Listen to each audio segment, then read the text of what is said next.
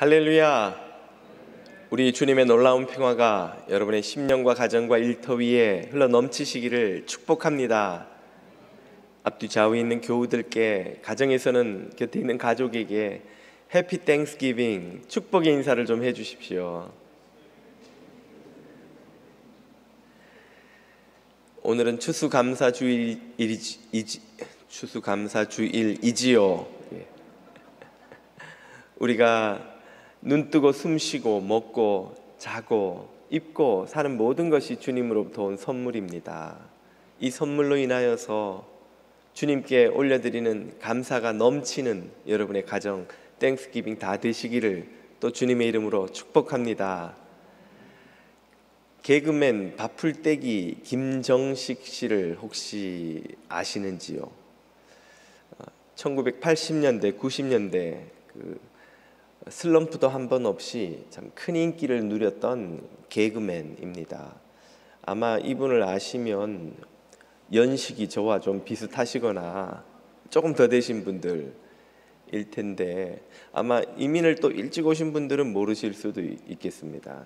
아무튼 개그맨으로 크게 참 성공하고 인기를 누렸던 김정식 씨는 가난했던 어린 시절을 보상이라도 받으려는 듯 참 열심히 연예계 생활을 하고 또 돈을 모으고, 그래서 남부럽지 않은 인기와 돈을 모으고 누렸습니다. 슬럼프도 없이 20년을 한결같이 참 개그맨으로 성공적인 커리어를 쌓아갔는데요. 그러나 그렇게 돈과 인기를 한 손에 거머쥔 남부러울 것 없던 시절에도 늘 아침에 눈을 뜨면 불안한 마음으로 하루를 시작했다는 겁니다.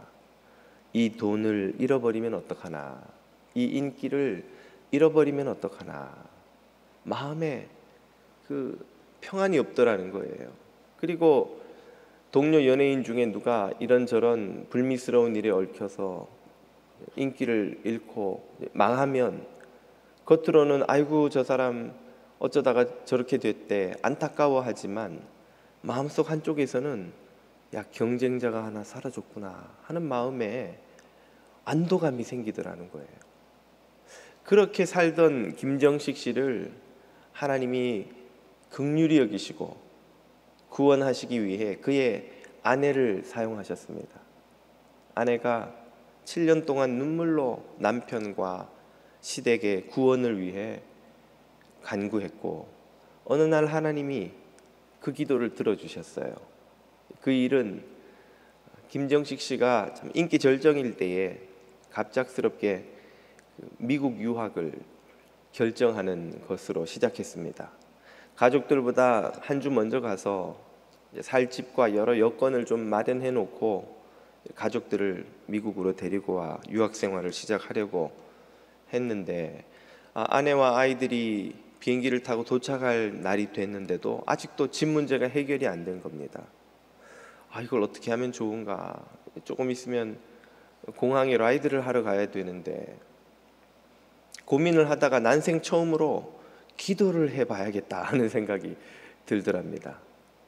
아내 때문에 교회는 들락날락했지만 본인 말로 그냥 잡사로 살았는데 제대로 된 기도도 한번 드려본 적이 없이 그냥 교회를 드나들었는데, 막상 미국 가서 답답한 상황이 되니까 기도를 드려야 되겠다. 그래서 집 문제를 해결해 달라고 기도를 시작하려는데 어찌된 일인지 자기 입에서 집을 구해주세요 하는 기도는 안 나오고 하나님 잘못했습니다 하는 회개 기도가 막 터져 나오더라는 겁니다. 도대체 왜 그런지도 모르면서 몇 시간을 울며 불며 바닥을 떼굴떼굴 구르면서 하나님 잘못했습니다, 하나님 잘못했습니다, 그렇게 통에 잡아가는 기도를 드리고 나니까 그의 표현으로는 몸 안에 장기가 다 어디론가 사라져버린 것처럼 몸이 그렇게 가벼워지더랍니다. 그리고는 마음에 가득하던 그 염려, 불안, 근심, 욕심, 온갖 것들이 다 어디로 사라졌는지 더 이상 불안하지가 않고 더 이상 시기와 질투도 생기지 않고 그 텅 빈 마음에 한 번도 경험해 본 적이 없는 평안과 기쁨이 밀물처럼 밀려 들어오기 시작했습니다. 그리고는 집도 해결을 못한 채 공항에 지인을 통해 공항에 라이드를 아내와 가족을 데리러 가는데 막 사방에서 전화가 오는 거예요. 집이 해결됐고 뭐가 해결됐고 자기가 일주일 내에 쫓아다니면서 해도 아무것도 거두지 못한 성과가 그냥 공항 가는 길에 다 해결이 되더랍니다. 그때부터 하나님을 알게 된 김정식 씨가 하나님을 위해 살기로, 이웃을 섬기며 살기로 결심하고 지금까지 살아옵니다. 지금은 어디서 뭘 하고 있을까요? 예온교회, 스스로 몸을 가누지 못하는 중증 장애인과 자녀들에게도 외면받은 독거 노인들을 돌보는 예온교회의 담임 목사가 되어 있습니다. 당연히 교인들이 다 장애인이고 독거 노인인데 목사가 생활이 여유가 있을 리가 있겠습니까? 20년 전에 큰 인기와 돈을 한 손에 거머쥐었던 화려하던 그 연예인의 삶과는 비교도 할 수 없이 궁핍하고 고생스럽고 인기도 명예도 없고 알아주는 사람도 없지만 그는 자신의 전성기가 바로 지금이라고 고백합니다. 매일매일이 자신의 전성기요, 매일매일 눈 뜨면 그렇게 기쁘고 감사하다는 겁니다. 그때의 돈도 없고 그때의 인기도 없고 그때의 명성도 자랑거리도 없지만 그는 지금이 자신의 전성기라는 거예요. 기독교 방송에 인터뷰를 하러 나왔는데 방송 전에 인터뷰할 그 아나운서가 같은 과거에 연예인 생활을 하던 사람들이니까 다 알잖아요. 그 준비를 하다가 아마 추운 겨울이었나 봐요. 김정식 목사님이 입은 그 내복을 봤는데 내복을 보고 할 말이 없더래요. 요새 누가 저런 내복을 입는가? 어디 바자회 갖다 줘도 욕먹어서 못 갖다 줄 그런 내복을 입고 있는 걸 보고 갑자기 자기가 할 말이 없어서 목사님, 요새 누가 그런 내복을 입어요? 왜요? 이거 따뜻하고 얼마나 좋은데. 이런 내복을 입어도 기뻐요. 감사합니다.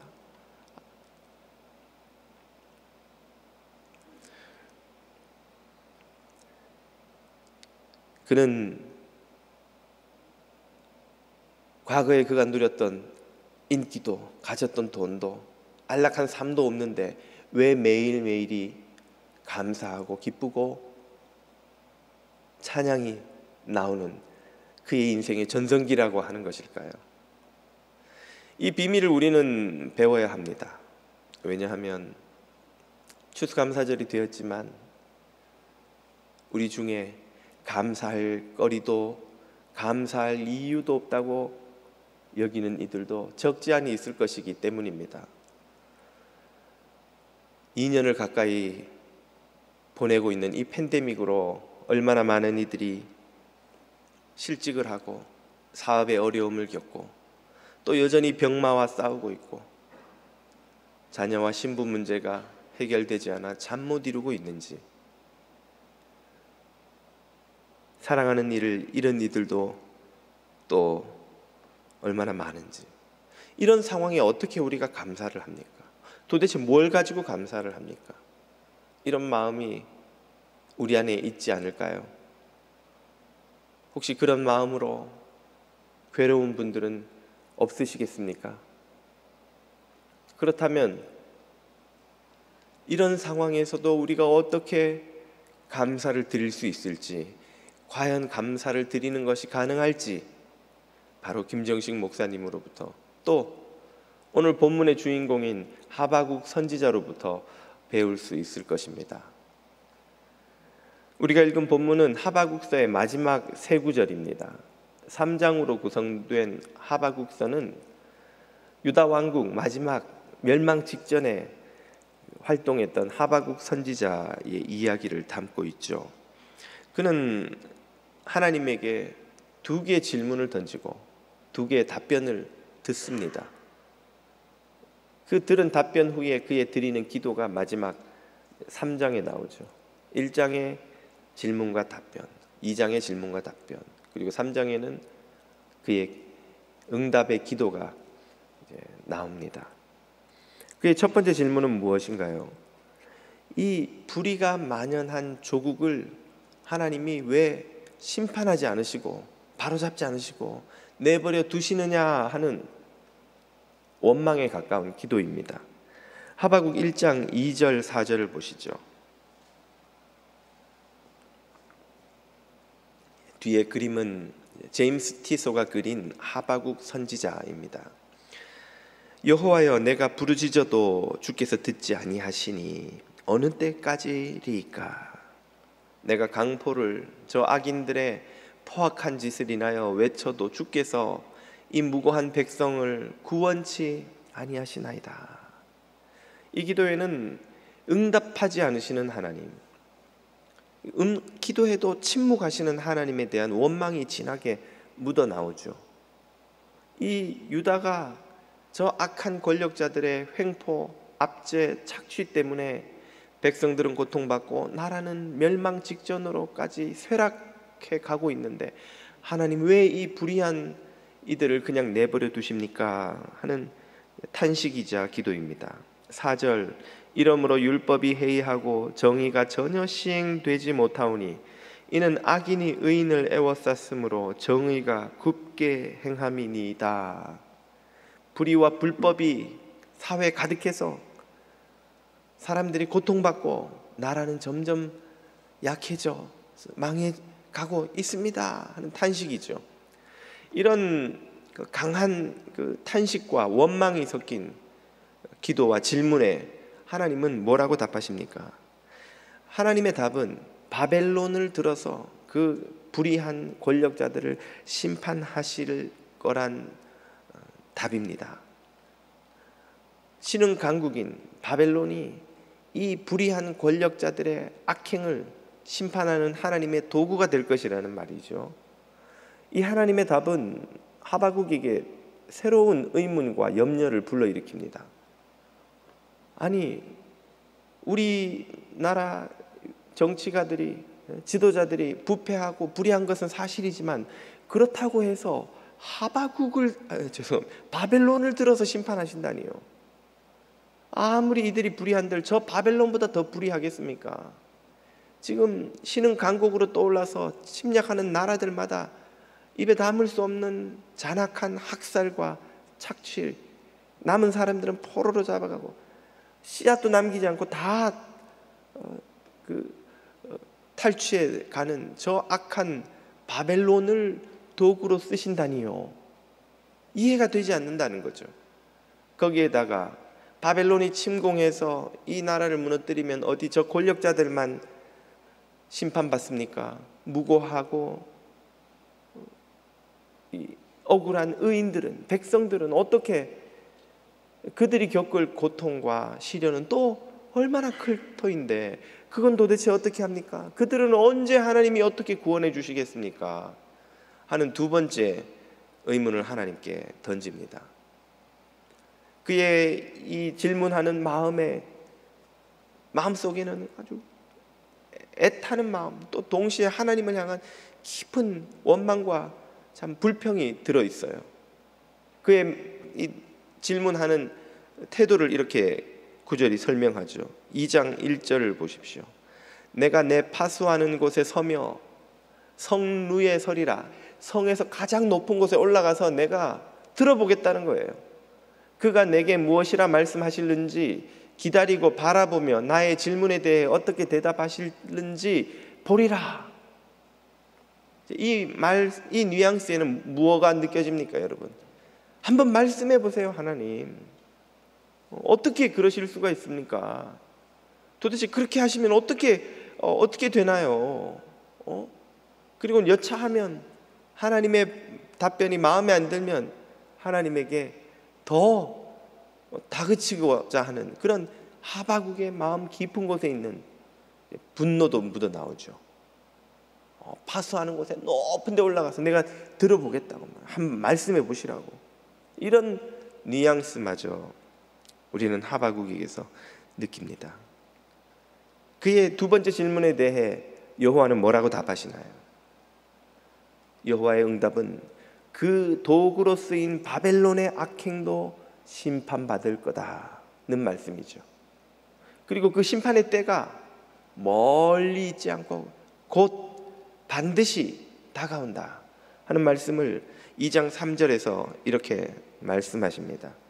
이 묵시는 정한 때가 있나니 그 종말이 속히 이르겠고 결코 거짓되지 아니하리라.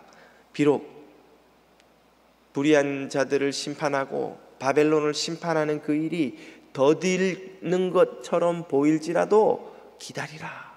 믿음을 갖고 인내를 갖고 기다리라. 실제는 지체되지 않고 정령 응하리라. 실제 그렇게 오래 기다리는 게 아니다. 반드시 심판하실 것이다 하는 말씀이죠. 거기에 더해서 그러면 그때까지 의인들은 어떻게 고난과 시련을 이겨냅니까? 그 의인들이 살 방법을 가르쳐 주십니다. 2장 4절입니다. 의인은 그의 믿음으로 말미암아 살리라. 다르게 표현하면 의인은 결국 살 것이다. 의인은 살아남을 것이다. 의인은 다시 살 것이다. 무엇으로 인하여서? 믿음으로 인하여서. 의인이 살아가는 방식 바로 믿음이다. 믿음. 이 믿음은 어떤 믿음을 가리킵니까? 그것은 눈에 보이는 이 불의한 세상, 이 포악한 악인들의 횡포, 그리고 이 혼돈스러운 세상 너머에 보이지 않지만 그 모든 세상의 사건을 주관하고 계시고 그릇된 것을 바로잡으시고 어그러진 것을 바로 세우시는 살아계신 하나님이 계신다는 믿음이죠. 그 하나님이 모든 불의한 자들을 마침내 심판하실 때가 오리라는 믿음입니다.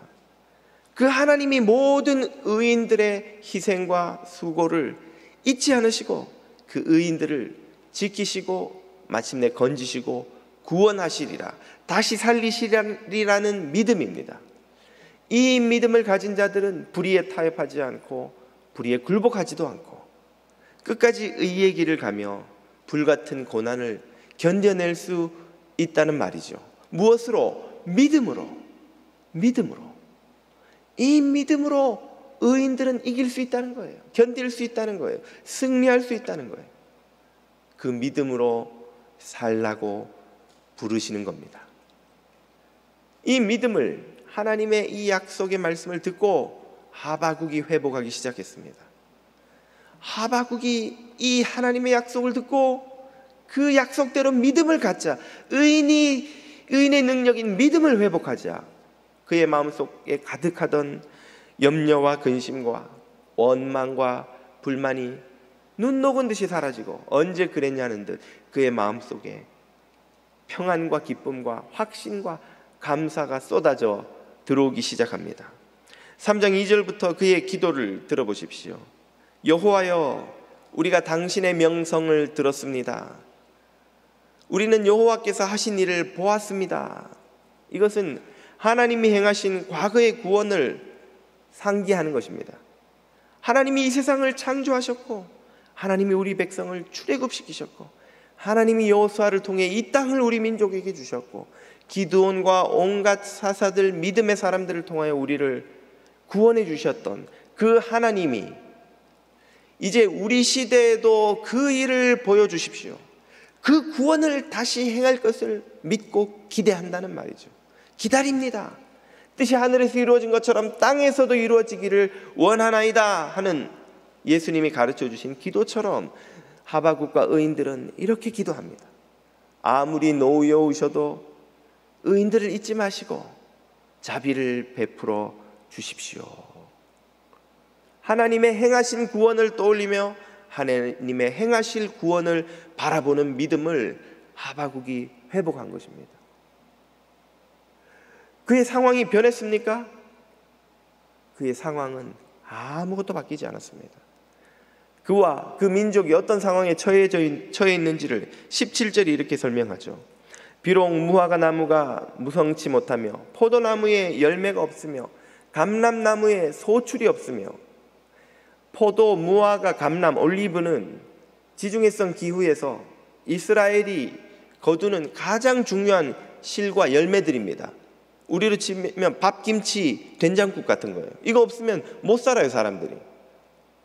게다가 밭에 식물이 없어요. 우리는 한국에선 벼, 보리 같은 걸 주로 재배하지만 이스라엘에서는 밀과 보리를 재배합니다. 논이 없어요, 이스라엘은. 논 농사를 지을 만한 물이 없습니다. 이스라엘은 반농 반목 생활을 하는 이들입니다. 가을부터 봄까지 우기가 시작되면 그때 밀, 보리 씨앗을 뿌려서 밀농사, 보리 농사를 지어요. 그리고 봄이 되어서 건기가 시작되면, 비가 더 이상 오지 않으면 그동안 우기 동안에 자랐던 초원에 양과 소를 풀어서 목축을 합니다. 그리고 건기에도 잘 자라는 무화과, 포도, 감람나무 같은 이 나무, 실과가 맺히는 나무를 심어요. 그래서 건기에 이 실과를 거두고 양과 소를 새끼를 치고 키우고 해서 건기를 보내고 다시 가을에 비가 시작되면 또 밀보리 농사를 시작하고, 이게 지금 이스라엘 사람들이 살아가는 그 삶의 필수 수확물들을 다 묘사한 거죠. 근데 그 중에 어느 것도 남은 게 없는 거예요. 추수할 때가 됐는데 밀보리 농사를 다 망했어요. 나무를 심었는데 포도고 무화과고 올리브고 아무것도 열린 게 없어요. 양들이 먹고 살이 쪄야 되는데 병에 전염병이 돌아서 다 죽고 새끼도 못 낳고, 건기를 다 지냈는데 멀쩡하던 양들이 다 사라지고 외양간에 소도 없어요. 무슨 말입니까? 파산한 거죠. 비즈니스를 망한 거예요. 실직한 거예요. 먹고 살 길이 보이지 않는 거예요. 어카운트에 아무것도 남지 않은 거예요. 렌트비를 낼 수가 없는 상황이 된 거죠. 병원을 갈 수 없는 상황이 된 거예요. 그러면 뭐 해야 마땅합니까? 염려하고 근심하고 절망하고 좌절하고 하나님을 향해 원망하고 불평하고 세상을 비난하고 좌절해야 마땅한 것 아닙니까? 우리 다 그렇게 하니까. 세상 사람들 다 이런 상황에서는 그렇게 할 수밖에 없으니까. 그런데 하박국은 그런 상황에서 무엇이라고 고백합니까? 18절입니다. 나는 여호와로 인하여 즐거워하며 나의 구원의 하나님을 인하여 기뻐하리로다. 아멘. 아무것도 없는데, 망했는데, 파산했는데 어떻게 즐거워하며 어떻게 기뻐합니까? 도대체 무엇으로 인하여서요? 여호와로 인하여서, 하나님의 구원 때문에 나는 기뻐하리로다. 하나님이 살아계시고 나를 돌보고 계시고 나를 지키고 계시고 나를 마침내 구원하고 계시리라는 확신이 생기니까 그 하나님 때문에 샘솟는 기쁨이, 그 하나님 때문에 새로운 감사가 시작되는 겁니다. 이전에는 무화과 때문에, 포도 때문에, 풍성한 올리브 때문에, 밀과 보리가 곡식이 그득그득 쌓이는 것 때문에 기뻐했다면, 양과 소가 새끼를 많이 낳는 것 때문에 기뻐했다면, 이제는 더 이상 그런 걸로 기뻐하지 않는다는 거예요.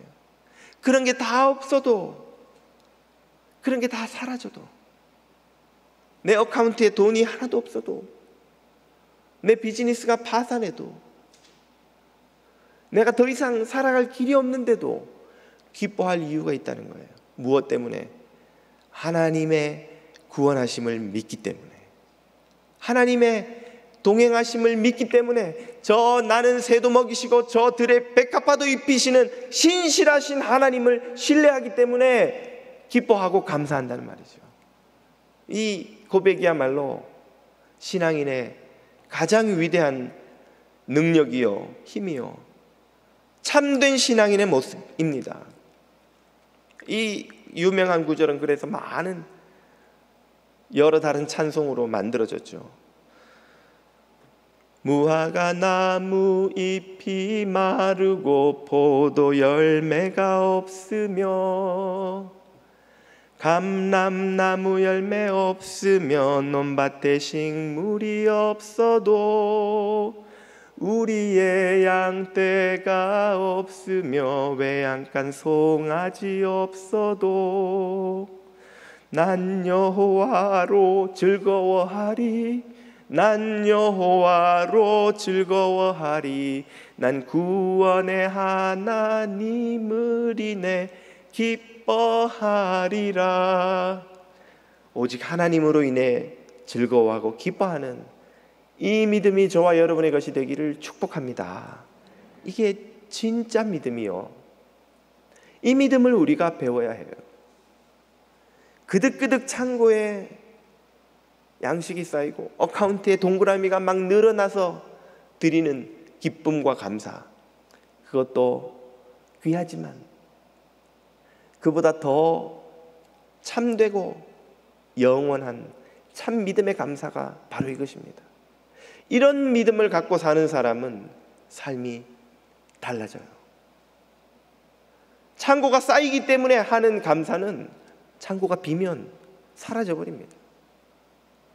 창고가 쌓여 있어도 불안해요. 창고가 쌓여 있으면 그 쌓인 것으로 인해 안일하고 교만해집니다. 그러나 여호와로 인하여 기뻐하고 감사하는 믿음은 창고가 쌓여있든 비어있든 양이 우리에 가득하든 텅 비어있든 상관없이 참되신 하나님을 높이며 기뻐하며 자랑할 수 있는 진짜 믿음이에요. 그런 믿음으로 사는 이들의 삶이 어떻게 변하는지 19절이 이렇게 설명해 줍니다. 주 여호와는 나의 힘이시라 나의 발을 사슴과 같게 하사 나로 나의 높은 곳에 다니게 하시리로다. 아멘. 사슴의 발은 어떤 것입니까? 여러분 다큐멘터리에서 사슴이 뛰어다니는 거 보셨죠? 사슴은 어떻게 뛰어요? 이렇게 뛰면 쭉 날아가는데 중간에 잠깐 내려와서 땅에 발 한번 딛는 것처럼 그렇게 가볍게 뛰잖아요. 평지만 아니요, 높은 산지조차도 사슴은 이걸 묘사하기가 무척 힘들군요. 예. 제가 좀 몸이 가벼워야 되는데, 예. 우리 발을 사슴의 발처럼 만들어 준다는 게 어떤 겁니까? 우리의 삶이 그렇게 승리하는 삶, 충만한 삶, 이기는 삶, 날아다니는 삶이 되게 하신다는 거예요. 이 구절도 많은 찬양으로 만들어져 있죠. 주 여호와는 나의 힘, 내 발을 사슴과 같게 하사 나로 나의 높은 곳에 다니게 하시리. 저와 여러분의 발을 주님께서 사슴의 발과 같이 만들어 주시기를 축복합니다. 김정식 목사님이 살아가는 삶의 방식은 무엇입니까? 돈도 이젠 없어요. 인기도 없어요. 이전에 누리던 안락한 삶도 없습니다. 매일매일 중증 장애인들과 독거 노인과 함께 사는 삶이 무슨 편안하고 안락한 뭐가 있겠어요. 고생스럽고 힘들고 전에 누리던 그런 안락함은 꿈도 꿀 수 없는 삶인데도 내 전성기는 바로 지금이라고 고백하는 이유가 무엇입니까? 그의 영혼이 사슴과 같이 뛰어다니며 하나님 나라를 위하여, 잃어버린 생명을 위하여, 이웃을 위하여 사는 그런 삶을 살아가고 있기 때문이죠. 그것이야말로 사슴과 같이 뛰어다니는 삶, 높은 곳에 오르는 삶이 아니고 무엇이겠습니까? 우리의 삶이 이 믿음의 다리로 뛰고 걸으면 사슴과 같이 뛰어다니는 그런 충만한 삶으로 바뀌게 됩니다. 기독교인의 가장 큰 능력은 돈이나 학력이나 성공이 아니라 바로 이 믿음인 줄 믿습니다. 이 믿음으로 성도는 사는 거예요. 사도 바울은 이 믿음으로 우리가 영원한 구원을 얻는다 기록합니다. 로마서 1장 17절이죠. 복음에는 하나님의 의가 나타나서 믿음으로 믿음에 이르게 하나니 기록된 바 하바국서가 말하기를 오직 의인은 믿음으로 말미암아 살리라 함과 같으니라. 의인의 사는 삶의 방식 믿음입니다. 의인의 힘 믿음입니다. 의인의 에너지 믿음입니다. 갈라디아서는 또 말하죠.